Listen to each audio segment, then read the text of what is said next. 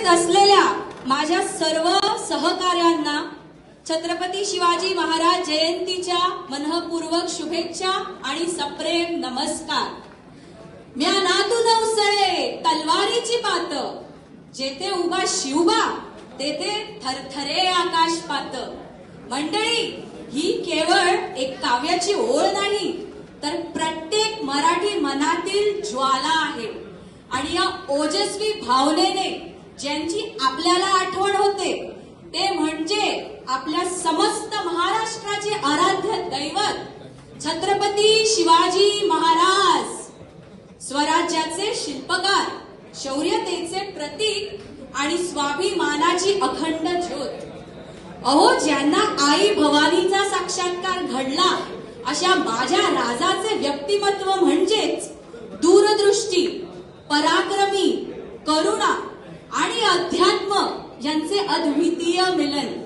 म्हणूनच आज ते एक राजा असूनही ते एक चेतना आहेत, एक प्रेरणा आहेत आणि एक विचार देखील आहेत.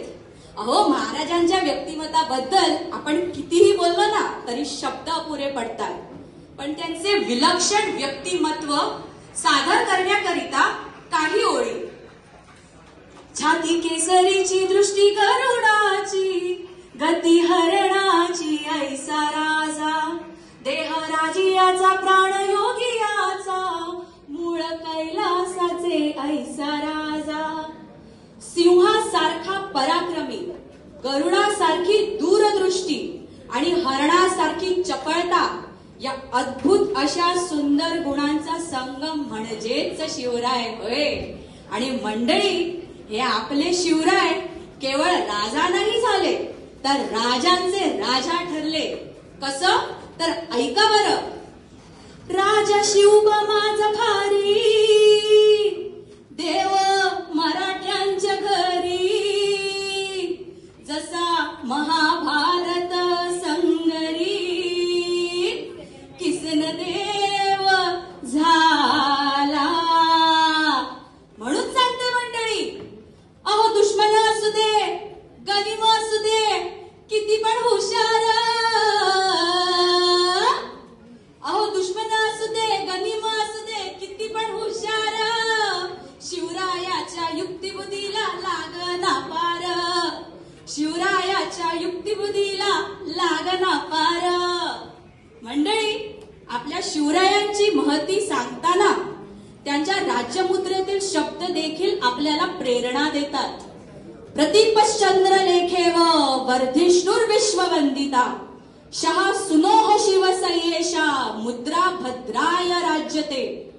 प्रतिपदेच्या चंद्रकोरीप्रमाणे स्वराज्याचा विस्तार झाला खरा, पण तो जनतेच्या विश्वासावर उभारून जगभर वंदनीय ठरला.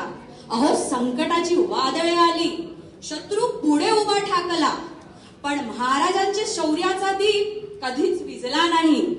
अहो, अन्यायाकरिता तलवार उगारली, पण त्या तलवारीची धार कधी कोणाचा सूड घेण्याकरता नव्हती. ती केवळ आपल्या प्रजेप्रती असणारं प्रेम, न्याय आणि कर्तव्य भावनेचीच होती. आणि अशा माझ्या या थोर महाराजांना मी नतमस्तक होऊन त्रिवार वंदन करते. अहो मंडळी, आज आपण जे काही आहोत, आपल्या मनातला स्वाभिमान, स्वातंत्र्याची जाणीव आणि धैर्याची ठिणगी ही केवळ आपल्या महाराजांच्या त्यागामुळे आणि पराक्रमामुळेच आहे.